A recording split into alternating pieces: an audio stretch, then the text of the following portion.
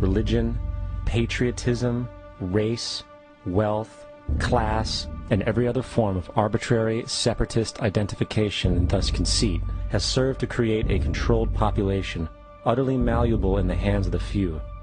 Divide and conquer is the motto, and as long as people continue to see themselves as separate from everything else, they lend themselves to being completely enslaved. The men behind the curtain know this, and they also know that if people ever realize the truth of their relationship to nature and the truth of their personal power, the entire manufactured zeitgeist they prey upon will collapse like a house of cards.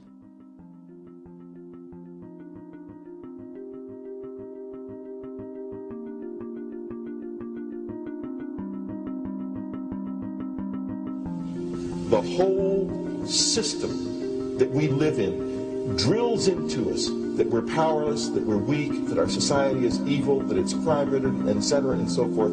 It's all a big, fat lie. We are powerful, beautiful, extraordinary.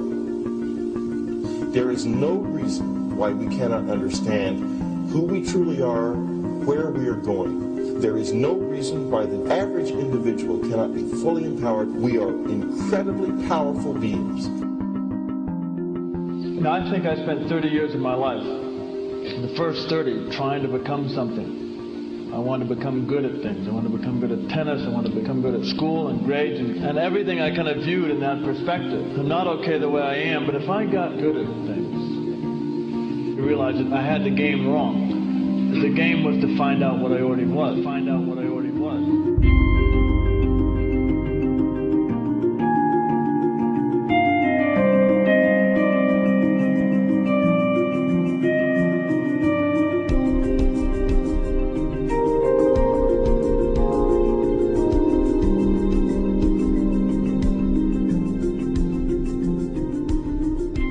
Now, in our culture, we've been trained for individual differences to stand out. So you look at each person, immediately it is brighter, dumber, older, younger, richer, poorer, and we make all these dimensional distinctions, put them in categories and treat them that way. And we get so that we only see others as separate from ourselves in the ways in which they're separate. And one of the dramatic characteristics of experience is being with another person and suddenly seeing the ways in which they are like you, not different from you, and experiencing the fact that which is essence in you and which is essence in me is indeed one. The understanding that there is no other. It is all one. And I wasn't born Richard Alpert, I was just born as a human being, and then I learned this whole business of who I am and whether I'm good or bad or achieving or not. All that's learned along the way.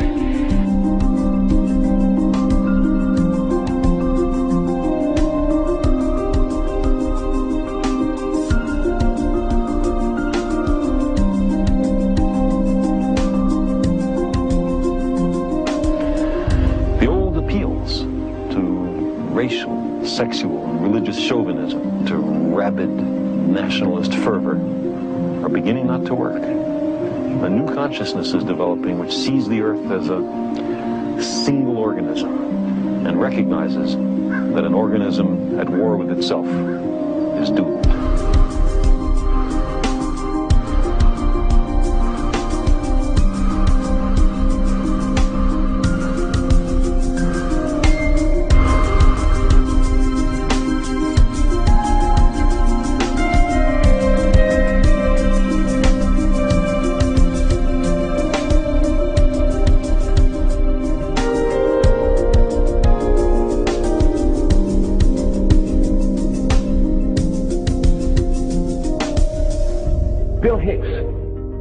Finish his shows with this.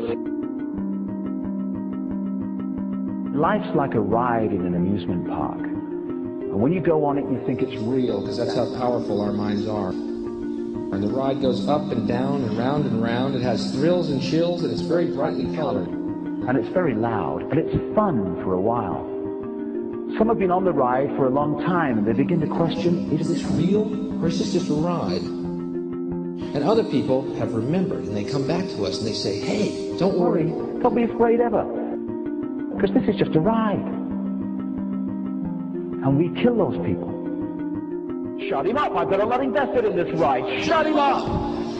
Look at my furrows of worry. Look at my big bank account. My family, this has to be real.